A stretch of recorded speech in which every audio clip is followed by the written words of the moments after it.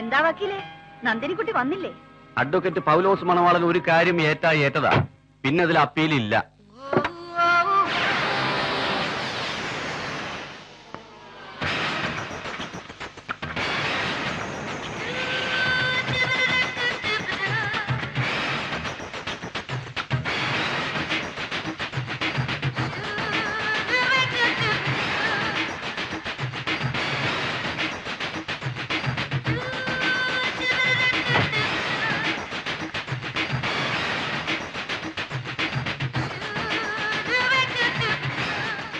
എന്താ എല്ലാവരും പന്തം കണ്ട പെരിച്ചാഴി പോലെ നിൽക്കണേ? ഈശ്വര, വിശ്വസിക്കാനേ കഴിയണില്ല. ഇത് നമ്മുടെ നന്ദിനിക്കുട്ടി തന്നെയാണോ? ഒരു വിശ്വാസക്കുറവും വേണ്ട. കാർത്യായനി കുഞ്ഞമ്മയുടെയും ദേവിക കുഞ്ഞമ്മയുടെയും ഒരേ ഒരു സഹോദരൻ മാധവ മേനോന്റെ ഒരേ ഒരു മകൾ നന്ദിനിക്കുട്ടി തന്നെ ഇത്. അതിന് ഞാൻ ഗ്യാരണ്ടി, ലൈഫ് ടൈം ഗ്യാരണ്ടി. എന്റെ മനസ്സിൽ ഇപ്പോഴും ഇച്ചിരി പോന്ന കുട്ടിയാ. കുട്ടി കാനഡയിൽ തന്നെയാണോ വരുന്നത്? എന്താ ശങ്കരമേനെ അങ്ങനെ ഒരു ചോദ്യം? അല്ല, മാനത്തെന്നെങ്ങാനും പൊട്ടി വീണതാണോ എന്നൊരു സംശയം. സംശയിക്കണ്ട, കാനഡയിൽ നിന്ന് മാനത്തേക്ക് പറന്ന് ഭൂമിയിലേക്ക് വന്നിറങ്ങിയതാ. എന്തൊരു ചിരി! അല്ല, ഇങ്ങനെ വിശേഷങ്ങൾ മുഴുവൻ വാതിക്കെ തന്നെ നിർത്തി ചോദിച്ച് ശ്വാസം മുട്ടിക്കണമെന്നില്ല. നന്ദിനി നീ എവിടെയും പോണില്ല, ഇഷ്ടം പോലെ സമയമുണ്ട്. ഈശ്വര, അതങ്ങ് മറന്നു. അവിടെ തന്നെ നിൽക്കേ. അയ്യോ, ആരുടെയൊക്കെ കണ്ണു വിട്ടിട്ടുണ്ടോ എന്തോ. അമ്മൂട്ടി ഒഴിഞ്ഞ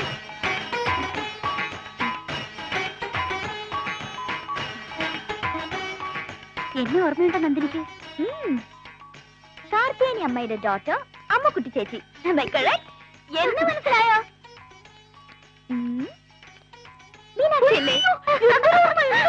ഞാൻ വിചാരിച്ചേ കാനഡയിൽ തിരിച്ചു വരുമ്പോഴത്തേക്ക് മലയാളം പോലും ഓർമ്മയുണ്ടാവത്തില്ലെന്ന്. എനിക്ക് എല്ലാവരെയും നല്ല ഓർമ്മയുണ്ട്. ദേവകി അമ്മായി, ശേഖരമ്മാമ, കാർത്തിയാനി അമ്മായി, ശങ്കരമ്മാമ. അമ്മ ചേച്ചി, പറഞ്ഞ പോലെ രാജേന്ദ്രൻ എവിടെ?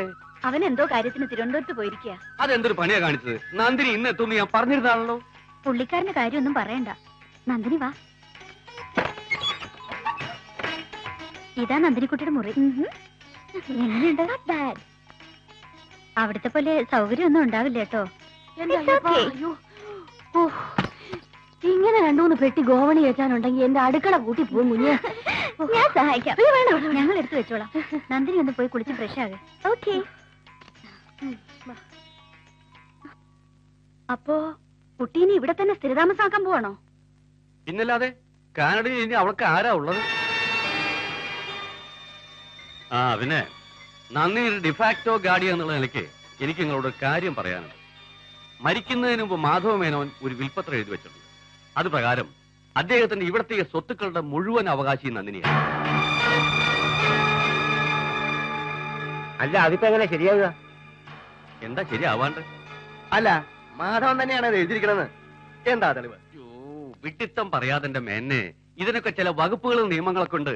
നോട്ടറി പബ്ലിക്കിന്റെ മുമ്പാകെ സാക്ഷ്യപ്പെടുത്തിയിട്ടുള്ള വിൽപ്പത്ര. അപ്പൊ പെങ്ങളുമാരെ ഞങ്ങൾക്കൊന്നുമില്ലേ?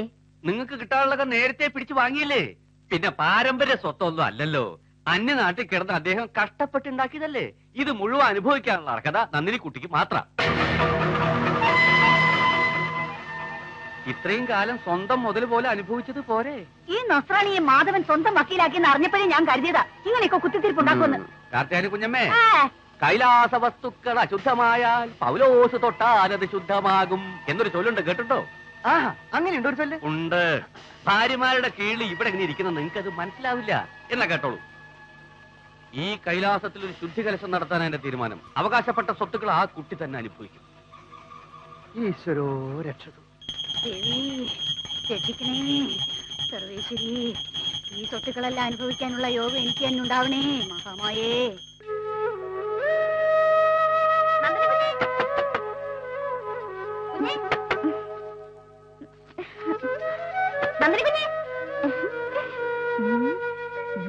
നീ വന്ന വഴിക്ക് എന്റെ കാനഡയ്ക്ക് തിരിച്ചു പോയോ?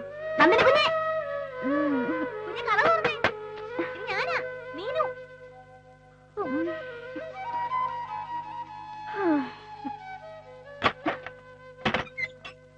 Good morning. Good night. ഒന്ന് മാറുമെന്ന് വെച്ചോട്ടെ.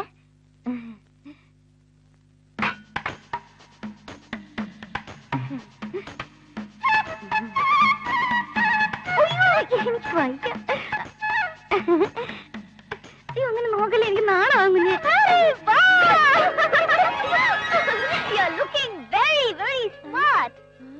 നന്നായിട്ടുണ്ടല്ലേ? എനിക്കും തോന്നി. ഇതൊക്കെ ഇട്ടൊരു ചെത്തി എത്തണമെന്ന് കുറെ കാലം കൊണ്ട് വിചാരിക്കുന്ന. ഇവിടുത്തെ കുഞ്ഞമ്മമാര് സമ്മതിക്കണ്ടേ? ഇതിപ്പോ കുഞ്ഞു കൊണ്ടുവന്നു ഒരു നമ്പർ ഇറക്കിയുണ്ടല്ലേ. നമ്പറോ?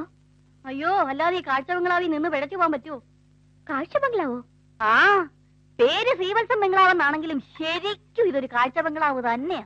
ഒരല്പം മനുഷ്യപ്പറ്റുള്ളത് അമ്മൂട്ടി കുഞ്ഞിന് മാത്രമേ ഉള്ളൂ. ബാക്കിയുള്ളതൊക്കെ ആനയും കുതിരയും പുലിയും സിംഹവും കടുവയും കരടിയും ഒക്കെയാ. എന്തിനാ മീനാക്ഷി ഇങ്ങനൊക്കെ പറയണേ? അവരൊക്കെ വെറും പാവങ്ങളല്ലേ. എന്നോട് എന്ത് സ്നേഹമായിട്ടാ പെരുമാറുന്നേ? പിന്നെ അല്ലാതെ മേലനങ്ങാതെ കൊച്ചിന്റെ അച്ഛന്റെ മുട്ടടിച്ചോണ്ട് കഴിയുന്നവർക്ക് പിന്നെ എന്താ സ്നേഹമായിട്ട് പെരുമാറിയാല്? വാട്ട്? പുട്ടോ? വാട്ടുപുട്ടല്ല, അരിപ്പുട്ട്. അയ്യോ, കാനഡയിൽ ഇനി പുട്ടില്ലായിരിക്കും. സാരമില്ല, ഇപ്പൊ തന്നെ മീൻ ഉണ്ടാക്കി തരാം. അപ്പൊ മനസ്സിലാവേ. അയ്യോ പഞ്ചാര അമ്മച്ചി. മീനാക്ഷി, വാഴപ്പിണ്ടി നീര് റെഡി ആയോ? ഇപ്പൊ കൊണ്ടുവരാങ്ങന്നേ. Hello, good morning uncle. Good morning. ഉറക്കമൊക്കെ സുഖമായിരുന്നോ മോളെ? ഓ യെസ്. മീനാക്ഷി, ഉടനെ കൊണ്ടുവരണേ. ചെന്നാട്ടെ.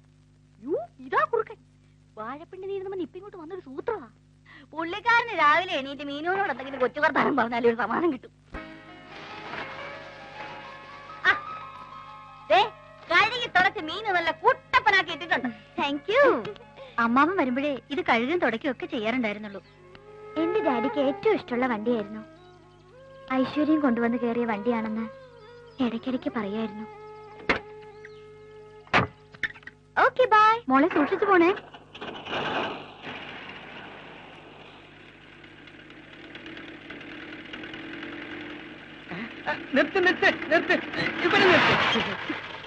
എന്താ മനോരേട്ടാ?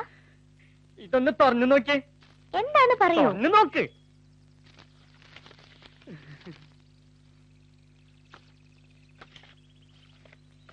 ഹായ്, നന്നായിട്ടുണ്ടല്ലോ.